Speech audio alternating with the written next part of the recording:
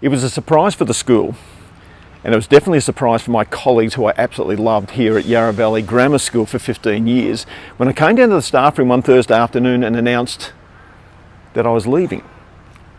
I was leaving. I was the last person that was going to leave that place. There'd been a number of people that had been talking about spreading their wings and going off doing other things, and others wanted to move on and become principals, and they did very, very successfully. Andrew Ponsford, Steve Wilson, great guys. Hey, what about me?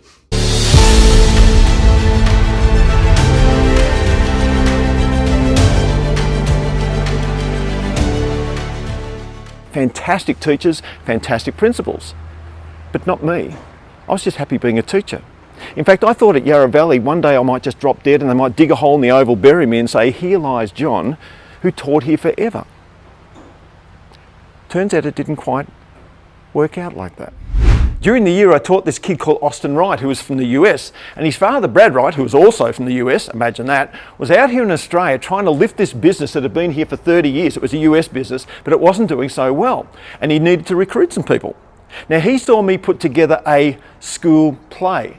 I'm still trying to work out what the correlation is here. But after that, he asked me if I would come and join him in the business. And I just laughed at him. I said, "Brad, I know nothing about finance. I know nothing about business. And I certainly know nothing about the corporate world." And when I told my wife that he'd asked, she also laughed as well. A month later, I signed up and was ready to go. It was a huge surprise to me. It was a huge surprise to everybody that I knew. First day in the office was so unfamiliar to me. People running everywhere in suits. In fact, I was wearing a suit now too, but I wasn't running anywhere because I didn't know what I was doing. Women dressed absolutely immaculately, carrying important looking documents around the place. It's not that they weren't friendly, because they were very, very friendly, but compared to the last 15 years of 32 boys staring at me with this confused look on their face, hoping I could teach them something about fractions, Venn diagrams and dodecahedrons, well, that was a completely different story. Well, after working for the company for about 6 months and getting to know all the ropes, not to mention the fact that I was no longer waiting for the recess lunch and the home time bell to ring, because I did that for a little while, I suddenly thought, hang on a second, this company wasn't working really well for the last 30 years, so why would I copy what everybody else has been doing? Maybe I need to come up with some new ideas. And so I looked into the mirror and I thought to myself, just be yourself, any way that you want to.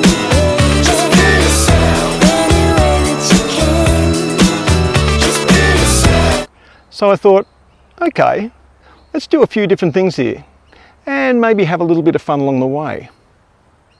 Something that bugged me from the moment I came to this company was the fact that these women could earn the right to drive a pink car, and they loved these cars. But in all the corporate videos, the car was either black or white or something else. It didn't even look like it was being driven in Australia, not to mention the fact that the person driving it was usually some corporate-looking guy in a suit and was nothing like what was really going on. And so I thought, why don't I get my own handy cam and take some shots of our girls in their own cars? So I did.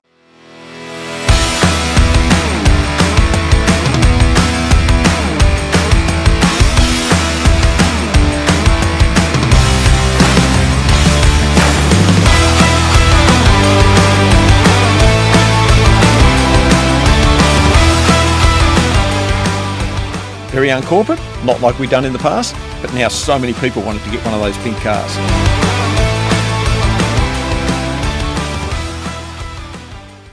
And then I started thinking, hang on a sec, they loved that, and at all the corporate events now they were screaming and shouting because they could see himself on the screen and everybody just loved it.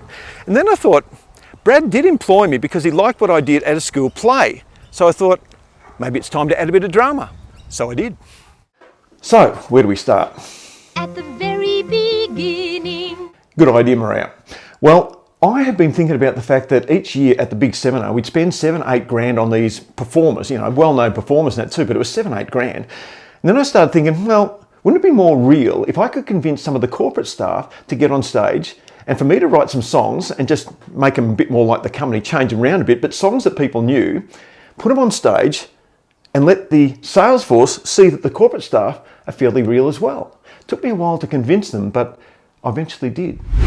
One of my favourite moments was a guy by the name of Peter Nankervis, who was a pretty conservative sort of guy, but he, complete with his moustache and the whole thing, got up on stage with a guitar in his hand that he couldn't play, pretended to be Julie Andrews, and, well, have a look for yourself. Let's start at the very beginning. A very good place to start. When you read, you begin with A, B, C. When you sell, you begin with do for me. Do for me. do, re, mi, fa, sol, la, ti. Do for me and the company. Do, Is what I make from sales. Ray, my husband is so proud.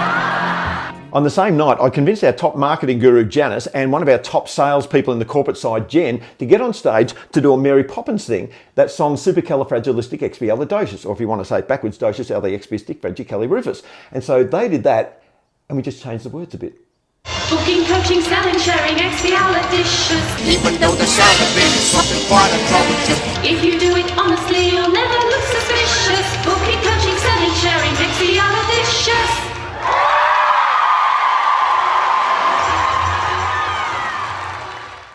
Now, I hate to brag, but I've always considered myself a bit of a ballet dancer. And this particular year, the seminar was at Her Majesty's Theatre, and I thought, what a great opportunity, but who do I dance with? So I thought, what about the financial controller, Laurie, who was a really big guy, but the girls out the back, they sorted that out. They made him a tutu, which looked a bit more like a 9-9, and we performed beautifully, straight out of Swan Lake, The Dying Swan.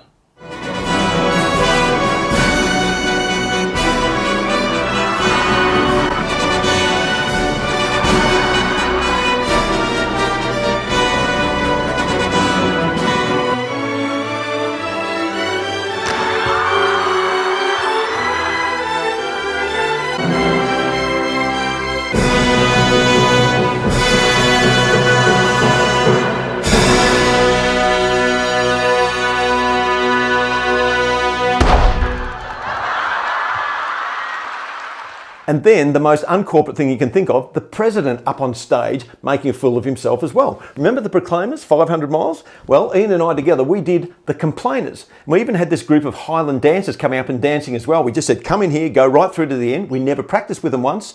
The sales force loved it. The corporate staff loved it. It tied the whole thing together. It was brilliant. Why would I lie? Why would I lie? I never lie to you. But my favourite character of all, Kylie Mole. I took this character out of a comedy show called The Comedy Company, which was back in the 80s. And Kylie Mole was a young schoolgirl who got everything confused, and she was a real bogan, and the way she spoke was like a real bogan too. And so I took her kind of speak and brought it into our company. So instead of having consultants, Kylie would call them insultants, and directors would become defectors, and the advisory board would become devisory board. And we had a lot of fun with this character. I am so late, Manningham. This is so embarrassing. Hi, my name's Kylie. Hi, my name's Kylie. My fair lady. Mr. Duncan, you look so cute. Thank you, Kylie. With this grey hair, it really makes him look extinguished, doesn't it?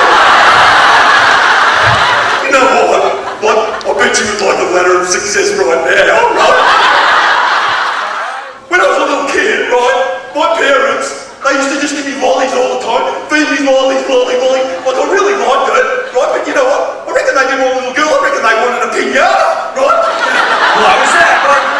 I really hated that stick, Mr. Duncan Fanning. But you know what? I am really having trouble, Mr. Duncan, making decisions. Like the other day, I could put some lipstick on my forehead because I thought it might help me make up my mind. You can do anything you want to do, Kylie. But I'm just not good enough, Mr. You Duncan. are good enough, Kylie. Believe me, you're good enough. You can do anything. You can fly in your career. You think I could fly? Absolutely. I know you can.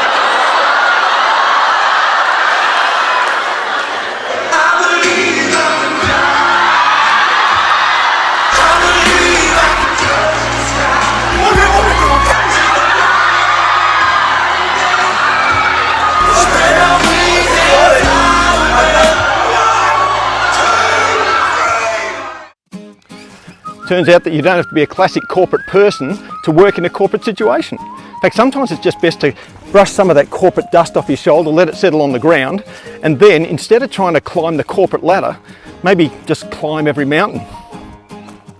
Sounded a bit like a setup, didn't it? Well, you'd be right. A dream that will